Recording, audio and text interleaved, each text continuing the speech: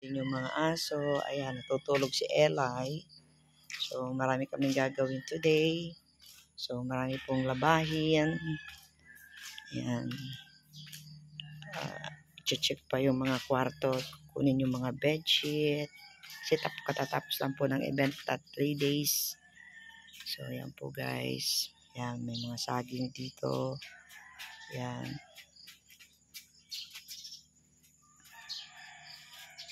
So, ayan. Show them the small baby.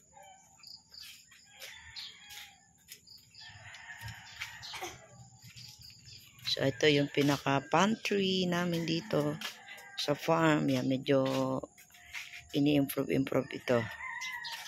Marami pang gagawin. Ayan yung mga dogs namin. Ayan si MP nasa ilalim. Si AC. Ako naman po ay nagsasaing. Yan. Ayan.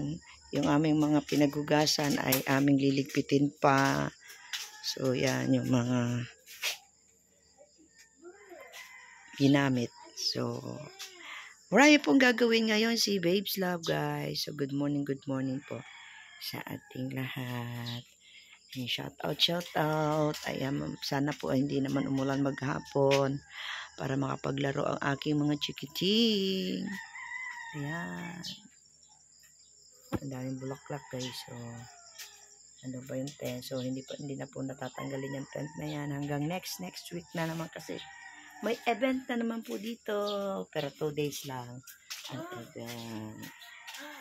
Let's go to the